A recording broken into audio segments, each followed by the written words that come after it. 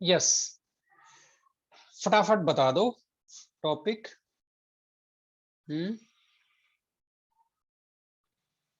कुछ तो लिखा है, इफेक्ट ऑफ, बताना जरा, इफेक्ट ऑफ कैटलिस्ट। कैटलिस्ट। अच्छा, ये तो जानते हो आप लोग, कैटलिस्ट क्या करता है भाई? रिएक्शन का रेट फास्ट करता है या क्या करता है, धीरे कर देता है? फास्ट हो जाती है सर वो फास्ट जब रिएक्शन, लेते ही। Reaction, yes yes, reaction fast हो जाती है। ये बड़ा ही इंपॉर्टेंट कॉन्सेप्ट है। अच्छा, कैटलिस्ट की उसमें चेंज होता है क्या? कैटलिस्ट के कंपोजिशन में कोई चेंज होता है क्या, बताना जरा। नो सर, नो सर, नहीं होता सर। नहीं नहीं होता सर। है। हाँ, कैटलिस्ट की खास बात जो है, और जो कैटलिस्ट की डेफिनेशन है, वो आपके सामने लिखी है नंबर 1 में, है ना। A catalyst is a substance, कौन सा सब्सटेंस है? Which increase the rate of reaction. भाई, जो रेट किसी केमिकल रिएक्शन के रेट को क्या कर देता है? इंक्रीज। अच्छा, कैसे मतलब उसकी और क्या खास बात है? इंक्रीज तो बहुत सारे लोग कर देते हैं, आपका टेम्परेचर भी कर देता है, बहुत सारी चीजें इंक्रीज करती है, लेकिन without itself undergoing any permanent chemical change. यानी कि ये रिएक्शन में पार्टिसिपेट तो करता है, लेकिन इसमें कोई परमानेंट केमिकल चेंज नहीं होता, यानी कि केमिकल रिएक्शन के बाद में एज इट इज रिकवर हो जाता है। बात समझ में आई? इसके कंपोजिशन में कोई चेंज नहीं होता। कैटलिस्ट क्या होगा? जाएगा रिएक्शन में, रिएक्शन की मैकेनिज्म में पार्टिसिपेट करेगा, इधर बॉन्ड बनाएगा, उधर बॉन्ड बनाएगा, रिएक्टेंट को प्रोडक्ट में कन्वर्ट करेगा, और लास्ट में खुद ऐसे की ऐसे सेफ बाहर निकल जाएगा। ठीक है, ये एक तरह से वैसे काम करता है जैसे कुछ लोग होते हैं ना, कि दो के बीच में लड़ाई करा करके खुद बच के निकल लिए, ये वो वाला काम है। ठीक है, दो रिएक्टेंट हैं, उनको आपस में लड़ाया, प्रोडक्ट बना दिया और खुद बच के निकल लिए सेफली, ये हमारे कैटलिस्ट हैं। ओके, तो increase the rate of reaction without itself undergoing any permanent chemical change. अब यहाँ पर एक परमानेंट वर्ड को आप पहचानना। परमानेंट केमिकल चेंज का मतलब ये है कि टेम्परेरी केमिकल चेंज अलाउड है।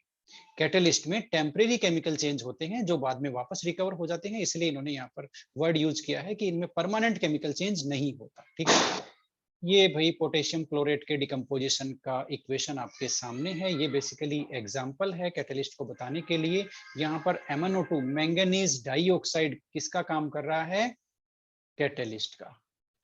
ठीक है, ये कैटलिस्ट का काम कर रहा है, इसका डिकम्पोजिशन हो गया, KClO3O2 बन गया, एक तरह से एग्जांपल है ये। ठीक है, ओके, ये बात तो हो गई। लेकिन भाई कुछ सब्सटेंस ऐसे होते हैं जो रेट ऑफ रिएक्शन को रिड्यूस भी कर देते हैं, रिड्यूसेस रेट ऑफ रिएक्शन। उसको आप क्या बोलेंगे? कैटलिस्ट बोलेंगे क्या उसको?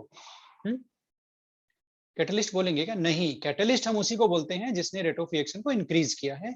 रेट ऑफ रिएक्शन को डिक्रीज करने वाले जो सब्सटेंस होते हैं वो इनहिबिटर होते हैं। इनहिबिटर, इनको बोलते हैं इनहिबिटर, जो जाते हैं रिएक्शन को इनहिबिट कर देते हैं, रेट को कर देते हैं स्लो।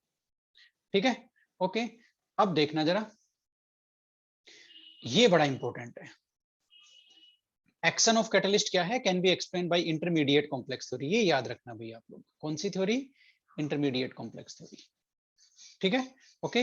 अब ये थ्योरी क्या कहती है जरा देख लो, मैं आपको एक बिल्कुल शॉर्ट में बता देता हूं। एक रिएक्शन का जो ट्रीटमेंट है ना, हमने पहले भी बात किया हुआ है। ए और बी के बीच में रिएक्शन हुई, पहले क्या हुआ, इनके बीच में ये बना, जिसको आप लोग मुझे नाम बताएंगे, इसका नाम क्या है, और ये सी में कन्वर्ट हो गया। यानी कि चलो सी में नहीं करते हैं इसको, ए बी में कन्वर्ट हो गया। यस, क्या नाम है इसका? ये जो बनता है बीच में, बताना जरा। एक्टिवेटेड कॉम्प्लेक्स या इंटरमीडिएट बोल सकते हैं क्या?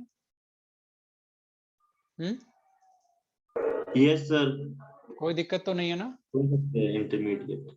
ओके, अब देखो कैटलिस्ट आता है तब क्या कर देता है, देखना जरा, ये बड़ा इंपॉर्टेंट है। ये तो विदाउट कैटलिस्ट है ये मैकेनिज्म। विद कैटलिस्ट क्या होगा?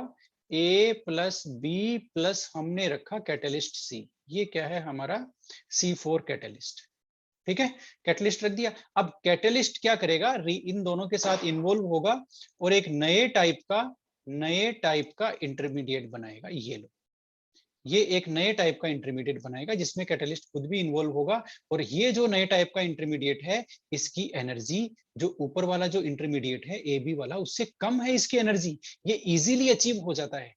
ठीक है, और फिर बाद में ये ए बी प्रोडक्ट और वापस कैटलिस्ट सी ऐसे की ऐसे रिकवर हो जाता है without any change in its composition. बात आपको समझ में आई? तो ये जो रिएक्शन है ये विदाउट कैटलिस्ट है,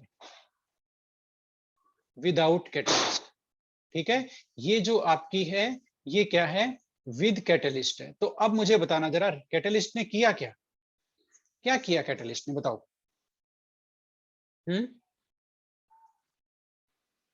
new intermediate with low activation energy. ये लो, कैटलिस्ट ने ये किया। कैटलिस्ट बेसिकली केमिकल रिएक्शन को एक अल्टरनेटिव रूट प्रोवाइड करता है जिसमें एक्टिवेशन एनर्जी कम है, यानी कि शॉर्टकट। शॉर्टकट आपको जाना है कहीं भी, ठीक है ना। आप फिर क्या करेंगे, मान लेते हैं एक तो होता है लंबा रूट, एक होता है उसके लिए शॉर्टकट कि आप इधर से इधर चले जाओ और सामने देखोगे उससे राइट टर्न ले लो, आ गया बस, पूरा लंबा रास्ते से जाने की जरूरत नहीं है। इस तरह से होता है ना शॉर्टकट। ओके, तो कैटलिस्ट एक रिएक्शन को शॉर्टकट प्रोवाइड करता है ना, जिसमें क्या होता है, जो इंटरमीडिएट बनता है ना, ठीक है, उसकी एक्टिवेशन एनर्जी कम होती है। Oh sorry, intermediate with low activation energy नहीं बोल सकते इसको, विद लो एनर्जी बोल सकते हैं। एक्टिवेशन एनर्जी तो केमिकल रिएक्शन के रेस्पेक्ट में यूज करते हैं हम लोग, है ना। इंटरमीडिएट की एनर्जी क्या है, कम है, इसलिए इजीली बन जाता है और जल्दी बन जाता है, और जल्दी से प्रोडक्ट बन जाता है, इसलिए रेट हो जाती है फास्टर। तो ये बेसिकली इंटरमीडिएट कॉम्प्लेक्स थ्योरी है। ये देखो, इंटरमीडिएट कॉम्प्लेक्स थ्योरी का मतलब ये है कि कैटलिस्ट एक नया इंटरमीडिएट बनाता है रिएक्टेंट के साथ मिल करके, जिसकी एनर्जी होती है कम, और वो फिर इजीली प्रोडक्ट में हो जाता है डिकम्पोज। ओके, देखते हैं आगे क्या है। यस, आगे वही बात है जो मैंने अभी समझाया आपको। मैंने क्या समझाया, देखना जरा, ये बड़ा इंपॉर्टेंट है। कैटलिस्ट का काम क्या है, catalyst provides an alternate pathway और रिएक्शन मैकेनिज्म, ठीक है, बाय रिड्यूसिंग एक्टिवेशन एनर्जी। इसको इनको सब, ये पूरी लाइन ही कॉन्सेप्ट है, ठीक है। By reducing activation energy hence lowering the potential energy barrier. ये लो भाई, जो पोटेंशियल एनर्जी बैरियर होता है ना, उसको कम कर देता है कैटलिस्ट, एक्टिवेशन एनर्जी को रिड्यूस कर देता है और केमिकल रिएक्शन को अल्टरनेट पाथवे प्रोवाइड करता है। ये आप तीनों चीजें याद रखोगे। क्या करोगे बताओ जरा, कैटलिस्ट क्या करता है, एक्टिवेशन एनर्जी का क्या करता है बताना जरा, बोलो। एक्टिवेशन एनर्जी को क्या करता है कैटलिस्ट, ठीक है। पोटेंशियल एनर्जी बैरियर, वो वही तो है, potential energy barrier activation energy तो है। चलो लिख लेते हैं, इसको भी क्या कर देता है, डिक्रीज, ठीक है। और मैकेनिज्म का क्या करता है, रिएक्शन को क्या देता है, अल्टरनेट मैकेनिज्म, है ना। रिएक्शन को क्या प्रोवाइड करता है, अल्टरनेट मैकेनिज्म। ये आप ध्यान रखना भाई, ठीक है। और इन सब का रिजल्ट क्या निकल के आता है, इन सब का रिजल्ट निकल के आता है रेट ऑफ रिएक्शन इंक्रीजेस। बात समझ में आ गई। ये कैटलिस्ट के ये 2-3 पॉइंट आपको हमेशा याद रखने हैं कि इसकी मैकेनिज्म ही चेंज कर देता है। जो मैकेनिज्म कौन सी है, कम एक्टिवेशन एनर्जी वाली मैकेनिज्म है, वो इसको प्रोवाइड कर देता है, तो एक्टिवेशन एनर्जी कम हो गई तो रेट फास्ट हो गई, ठीक है ना। और ये आप जानते ही हैं कि एक्टिवेशन एनर्जी जैसे ही कम होगी, रेट ऑफ रिएक्शन फास्ट हो जाएगी, ठीक है। अब ये कैसे हुआ, ये देखने के लिए मेरे पास एक ग्राफ है, रिएक्शन प्रोफाइल डायग्राम, वो आप फटाफट से देखेंगे। ये मेरे पास एक ग्राफ है, और यहाँ पर हम ले रहे हैं पोटेंशियल एनर्जी, और यहाँ हम ले रहे हैं प्रोग्रेस ऑफ रिएक्शन, ठीक है। अब जरा देखना, मैं एक एक्सोथर्मिक का बनाऊंगा ग्राफ, तो प्रोडक्ट मुझे रिएक्टेंट से ऊपर रखना है कि नीचे रखना है, बताओ फटाफट। एक्सोथर्मिक का बनाना है मुझे, बताओ कोई भी। एक्सोथर्मिक का रिएक्शन प्रोफाइल डायग्राम बनाना है, तो मुझे प्रोडक्ट नीचे रखना है। रिएक्टेंट नीचे होगा सर, प्रोडक्ट ऊपर होगा। एक्सोथर्मिक में चलो देख लेते हैं, तुम्हारी बात को यहाँ ट्राई करके देख लेते हैं। रिएक्टेंट नीचे होगा, प्रोडक्ट ऊपर होगा, प्रोडक्ट और ये रिएक्टेंट। अब बताओ, इतनी एनर्जी गैप ये एब्जॉर्ब हुई है एनर्जी रिएक्शन में, या क्या हुआ है, रिलीज। रिलीज नहीं हुई भाई। रिएक्टेंट की एनर्जी यहाँ थी, प्रोडक्ट की एनर्जी यहाँ आ गई, देख लो जरा, बात को समझो। ये प्रोडक्ट की एनर्जी है, ये रिएक्टेंट की एनर्जी है, बताओ जरा। अब बताओ, रिएक्शन से प्रोडक्ट बना, रिएक्टेंट से प्रोडक्ट बना, तो एनर्जी एब्जॉर्ब हुई कि क्या हुई, रिलीज हुई।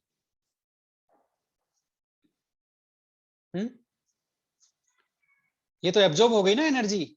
ये देखो, reactant to product energy increase हो रही है ना, ये देखो, ठीक है। अब इसका रिवर्स बनाते हैं, जरा देखना, है ना, जरा देखना। ओके, रिएक्टेंट को लेते हैं ऊपर और प्रोडक्ट का लेवल लेते हैं नीचे। अब देखना जरा, इन दोनों की एनर्जी का जो लेवल है वो, यस क्या हुआ भाई बताना, डिक्रीज हुई ना, एनर्जी बाहर निकलेगी इतनी, तो ये एक्सोथर्मिक है। यही तो हमें सीखना है, इसीलिए मैं बार बार आपको पूछता हूँ चीजें। वो एक्सोथर्मिक है, ये एंडोथर्मिक है। अब हमें बनाना है एक्सोथर्मिक। तो आप समझ में आ गया एक्सोथर्मिक में प्रोडक्ट क्या होगा, नीचे होगा। ये आपने बनाया एक्सोथर्मिक का एक ग्राफ बना दिया, ठीक है। ये आपका रिएक्टेंट है, ये आपका प्रोडक्ट है, और यहाँ पे आपका एक्टिवेटेड कॉम्प्लेक्स बनेगा कि नहीं बनेगा, बनेगा। और ये एनर्जी क्या हो गई जरा यस बताना सर। मुझे। हाँ, ये एनर्जी क्या हो गई, इस एनर्जी को हम क्या बोलेंगे बताओ, ये एनर्जी क्या है, एक्टिवेशन एनर्जी। एक्टिवेशन एनर्जी है ये। अब आपको अच्छा अभी नहीं लगेगा, अब आपको अच्छा अब लगेगा, क्योंकि ये जो ग्राफ है ये है without catalyst, without catalyst energy profile diagram exothermic reaction का विदाउट कैटलिस्ट।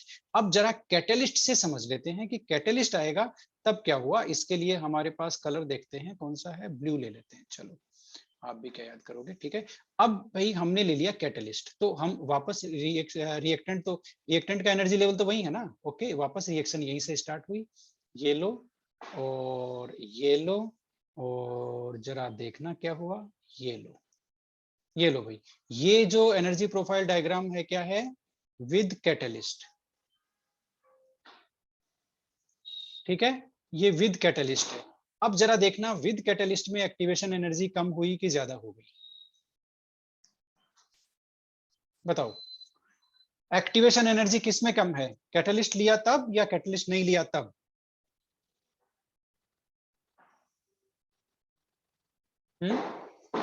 बताओ भाई, एक्टिवेशन एनर्जी किस में कम है, कैटलिस्ट का यूज करके। हाँ ये एक्टिवेशन एनर्जी है, ये है विदाउट कैटलिस्ट। चलो ये बताने की जरूरत ही नहीं है, इनको कर देते हैं E2 और E1। तो आपकी E1 है वो कम है किससे, E2 से, ठीक है। यानी कि कैटलिस्ट जैसे ही आपने लिया तो रिएक्शन को अल्टरनेटिव पाथ मिल गया और वो कम एक्टिवेशन एनर्जी का मिल गया, क्योंकि अब यहाँ जो एक्टिवेटेड कॉम्प्लेक्स बना है, आप समझ रहे हो ना, हमने अलग अलग एक्टिवेटेड कॉम्प्लेक्स बनाए थे। एक तो हमने ये बनाया था जिसकी एनर्जी ज्यादा थी, एक हमने ये बनाया था कि भाई अब कैटलिस्ट आ गया तो वो भी इन दोनों के साथ मिलकर के कुछ गड़बड़ करेगा, ये लो, ठीक है। तो ये जो एक्टिवेटेड कॉम्प्लेक्स है जिसमें कैटलिस्ट इंक्लूड हो रहा है, इसकी एनर्जी कम है, तो इसलिए इस रिएक्शन में जो विद कैटलिस्ट है इसमें एक्टिवेशन एनर्जी कम है, तो रिएक्शन फास्ट होगी। अच्छा एक चीज मुझे यहाँ बताओ, यहाँ पर दोनों में विदाउट कैटलिस्ट और विद कैटलिस्ट आपका डेल्टा एच चेंज हो रहा है क्या, बताना जरा। ये जो एनर्जी डेल्टा एच है ना, बताओ ये चेंज हो रहा है क्या दोनों में, बता दो। क्योंकि दोनों में देखो स्टार्टिंग तो वहीं से हुआ R से, खत्म कहाँ हुआ P से, दोनों में रिएक्टेंट और प्रोडक्ट सेम है तो उनका एनर्जी लेवल तो सेम होगा। इसका मतलब इन दोनों के बीच में डिफरेंस है वो सेम होगा, चाहे हम कैटलिस्ट ले चाहे नहीं ले। इसका मतलब कैटलिस्ट का डेल्टा एच पर कोई फर्क पड़ता है क्या, रिएक्शन एंथैल्पी पे कोई फर्क पड़ता है। आपने एक एक्सोथर्मिक रिएक्शन ली, एक बिना रिएक्शन, एक बिना कैटलिस्ट कराई, एक कैटलिस्ट के साथ कराई, आपको जितनी हीट मिलनी है एक्सोथर्मिक में वो दोनों में चेंज होगी क्या, बताना जरा। डेल्टा एच पे फर्क पड़ेगा क्या कैटलिस्ट का, बता दो, इंपॉर्टेंट है।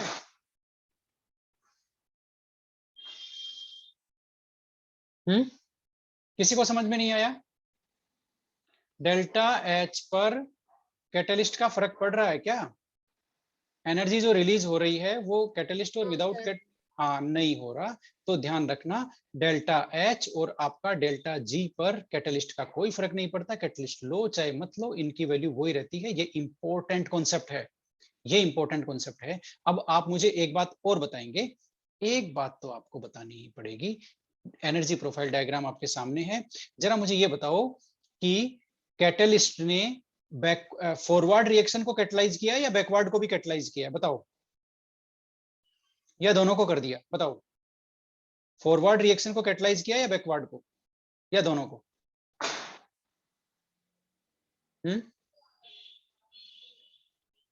बताओ भाई, दोनों कम हुआ है क्या।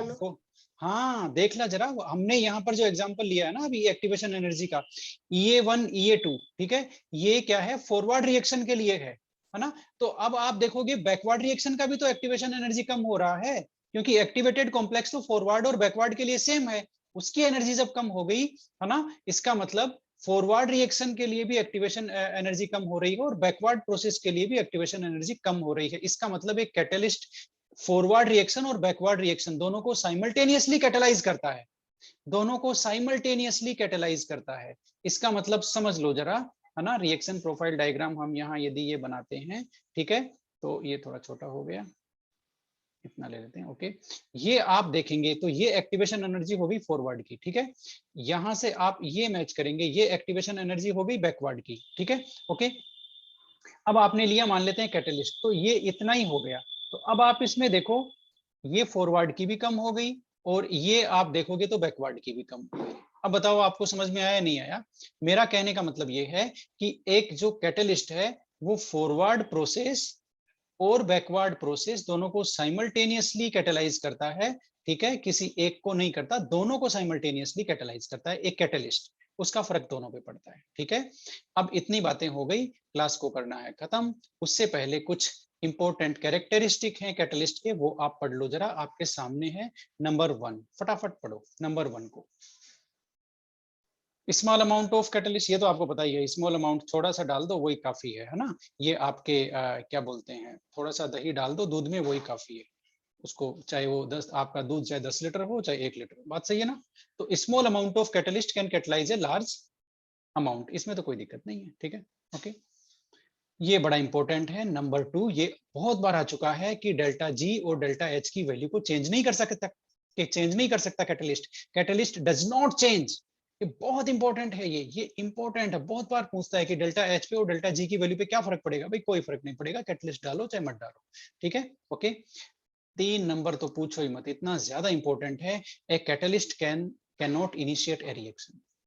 ये हमारी क्लास से बहुत ज्यादा कोरिलेटेड है, ये पॉइंट आपको मैं बताऊंगा अभी कैसे हमारी क्लास से ज्यादा कोरिलेटेड है। A catalyst can not initiate A reaction, a catalyst initiate नहीं कर सकता रिएक्शन को, but it can only accelerate the rate of reaction, है ना। in other words a catalyst can catalyze cannot catalyze non spontaneous reaction, it catalyzes only spontaneous reaction।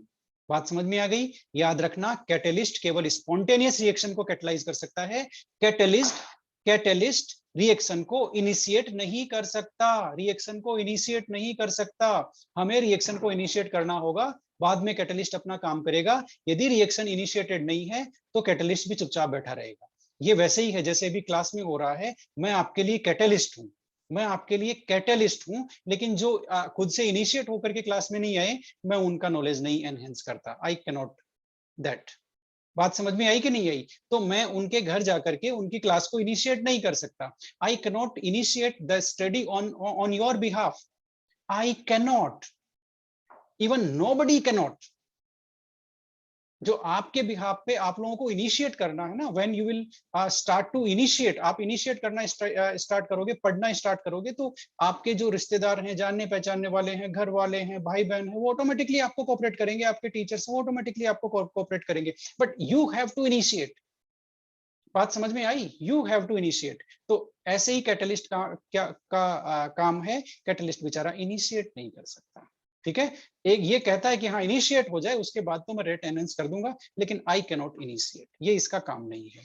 वैसे ही मेरा काम नहीं है आपको पढ़ाई स्टार्ट कराना, you have to initiate, then my job will start, right or not? Are you agree with me? बता भी दो।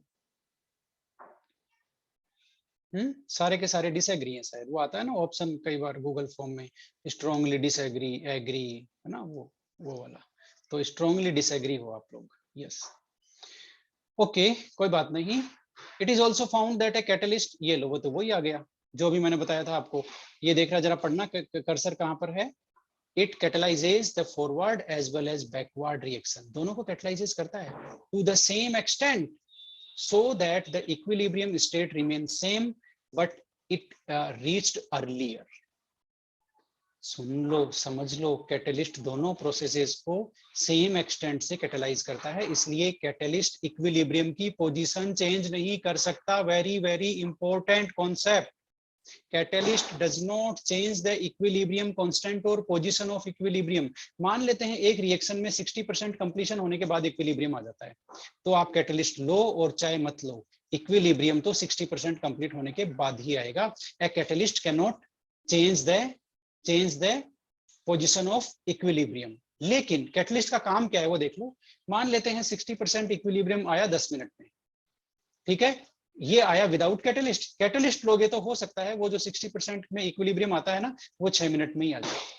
यानी कि catalyst can not change the position of equilibrium because it catalyzes forward as well as backward processes with the same extent. But what catalyst can do, it helps the reaction in attaining the equilibrium fast. मतलब catalyst यदि होगा तो इसकी वजह से equilibrium जल्दी आ जाएगा, लेकिन पोजीशन उसकी वही होगी, पोजीशन चेंज नहीं हो सकती। बात आपको समझ में आई? पोजीशन चेंज नहीं हो सकती। ओके, ठीक है। अब ये लास्ट के 2 टॉपिक हैं, वो आप लोग पढ़ लो जरा, फिर हमारी आज की क्लास खत्म है। हाईली स्पेसिफिक होता है भाई, है ना, हाईली स्पेसिफिक होता है। जहां जो कैटलिस्ट चाहिए वहां वही काम करता है, चाहे रिएक्शन आपको एक जैसी दिखती हो, नहीं दिखने में नहीं है, मैकेनिज्म एक जैसी हो, नहीं, उससे भी कोई मतलब नहीं है। जिस रिएक्शन के लिए जो कैटलिस्ट चाहिए उसके लिए वही एप्लीकेबल होता है। ऐसा नहीं है एक कैटलिस्ट को आप जहां कहीं भी लगा दो, नो। ठीक है, बात समझ में आई या नहीं आई? है ना, ये वैसे ही है जैसे आपके क्या बोलते हैं पीजीटीज होते हैं ना, ओके, है ना, फिजिक्स वाले को फिजिक्स ही पढ़ाना पड़ता है। ऐसा नहीं आप उसको केमिस्ट्री क्लास में लगा दिया बोल के यहाँ भी कैटलाइज कर देगा, नहीं भाई, वो फिजिक्स वालों में कैटलाइज करेगा। तो कैटलिस्ट स्पेसिफिक होते हैं नेचर में। और लास्ट वाला तो हमने बात कर ली इसकी कि टेम्परेरी चेंजेस आ सकते हैं, टेम्परेरी केमिकल और फिजिकल चेंजेस आ सकते हैं, परमानेंट चेंजेस अलाउड नहीं है, परमानेंट नहीं आते हैं। ठीक है, कैटलिस्ट में टेम्परेरी चेंजेस हो सकते हैं, परमानेंट चेंजेस नहीं।